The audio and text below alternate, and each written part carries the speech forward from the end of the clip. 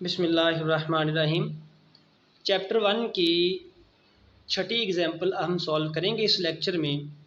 तो इसकी स्टेटमेंट है find the dimensions and hence the units of coefficient of viscosity. हमने इस कोफिशिएंट ऑफ विस्कोसिटी ईटा की डायमेंशन और यूनिट निकालना है। In the relation of Stokes law for the drag force for a spherical object of radius r moving with velocity v given as f is equal to 6 pi eta rv। Simple ये है इस statement में कि हमने इस equation से इस ईटा की डायमेंशन और इसका यूनिट निकालना है, जबकि r यहाँ रेडियस है, v वेलोसिटी है और f यहाँ पे फोर्स है। तो बहुत आसान है, डायमेंशंस की मदद से हम इसको सॉल्व करेंगे, यूनिट भी निकाल लेंगे। तो जो फॉर्मूला हमें गिवन है that is f is equal to 6 pi eta R. अगर हमें फॉर्मूला मौजूद है, उसमें किसी भी चीज़ की डायमेंशन निकालनी है तो बहुत आसानी से निकाल सकते हैं। यहाँ से ईटा को सेपरेट करके लिखेंगे, ईटा आ जाएगा f over 6 pi R V. अब ईटा की डायमेंशंस लिखनी है तो हम लेफ्ट हैंड साइड पे ईटा की डायमेंशन लिखेंगे, राइट हैंड साइड पे जितनी टर्म्स आ रही हैं उनकी डायमेंशन लिखें। फोर्स की डायमेंशन, 6 पाई की डायमेंशन, आर की डायमेंशन और वेलोसिटी v की डायमेंशन। और ये जो 6 पाई है ये तो एक नंबर है, और फोर्स को हम डिफाइन करते हैं मैस इनटू एक्सेलरेशन। 6 पाई एक नंबर है, इसकी कोई डायमेंशन नहीं, तो इसके लिए हम लिखेंगे 1। आर रेडियस है, बेस क्वांटिटी है, इसको आर रहने दें। और वेलोसिटी को हम डिफाइन करते हैं डिस्प्लेसमेंट ओवर टाइम।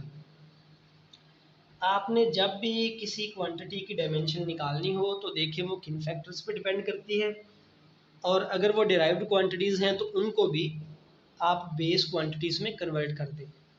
अब देखें, ईटा का डायमेंशनल फार्मूला आ जाएगा।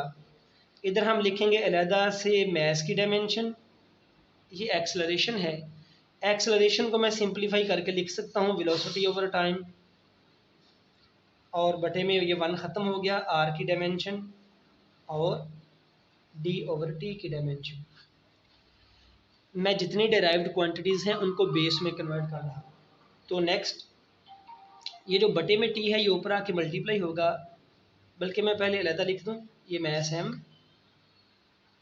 और ये मैं लिखूँगा वेलोसिटी वी और इसके बटे में है टाइम टी ओवर, ये है रेडियस आर, ये है डिस्प्लेसमेंट डी और इसके बटे में आ गया, ये है इसको बेहतर कर लें, हम इसको सिंप्लीफाई करके लिखेंगे m, इसको मैं लिखता हूँ 1 ओवर टी, और वेलोसिटी के लिए आ जाएगा डिस्प्लेसमेंट ओवर टाइम। अगर आपको डायमेंशंस मालूम है वेलोसिटी की, फोर्स की याद हैं तो डायरेक्ट पुट कर दें, कोई इशू नहीं है। लेकिन मेरा ये मेथड है कि आप तमाम क्वांटिटीज़ को बेस में कन्वर्ट करते रहें, और ये बटे में हम लिख लेंगे इसको आर की डायमेंशन, डी की डायमेंशन, और ये जो बटे में टी है ये ऊपर आके मल्टीप्लाई होगा, तो मैंने लिख दिया ये टी ऊपर आ गया, टी की डायमेंशन। अब ये तमाम बेस क्वांटिटीज़ हैं, लेकिन मैं इनको थोड़ा और सिंप्लीफाई करके लिख लूँ। ये है मैस एम, ये डिस्प्लेसमेंट डी, ये बटे में टी और टी मल्टीप्लाई हो के टी स्क्वेयर, और ऊपर लिखेंगे तो बनेगी टी की पावर -2, ये है टी, और ये बटे में यहाँ पे है आर और टी। अब ये तमाम बेस क्वांटिटीज़ हैं, इनकी डायमेंशन रखें। तो मैस के लिए कैपिटल एम, डिस्प्लेसमेंट के लिए लेंथ, और टी का कैपिटल टी पावर -2 है, और ये भी कैपिटल टी, और बटे में आ जाएगा रेडियस, फासला है, जैसे डिस्प्लेसमेंट फासला था तो इसकी डायमेंशन भी लेंथ ही होगी, और ये डिस्प्लेसमेंट की डायमेंशन भी लेंथ, दोनों लेंथ हैं, फासले हैं।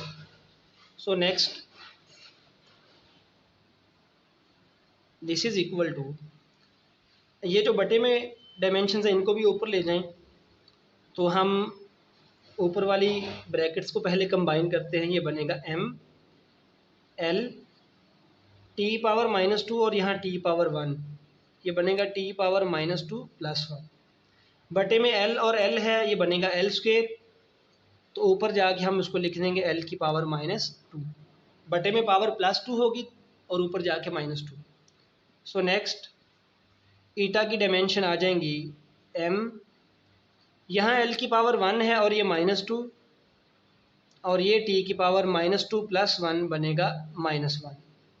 And finally coefficient of viscosity की डायमेंशन आ जाएगी m l -1 t -1, 1 -2 -1 बच जाएगा। तो ये हमने डायमेंशनल फार्मूला लिख लिया, यानी कि डायमेंशन लिख ली कोफिशिएंट ऑफ विस्कोसिटी की ईटा की।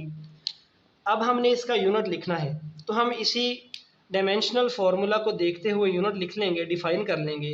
यूनिट इज इक्वल टू, देखेंगे ये किन फैक्टर्स पे डिपेंड कर रही क्वांटिटी। m है मैस, तो मैस का यूनिट है किलोग्राम। l है लेंथ, इसका यूनिट है मीटर। पावर -1 है तो ऊपर -1। और इसी तरह से t टाइम है, इसका यूनिट है सेकंड, इसकी पावर -1 है तो यहाँ भी सेकंड की पावर -1।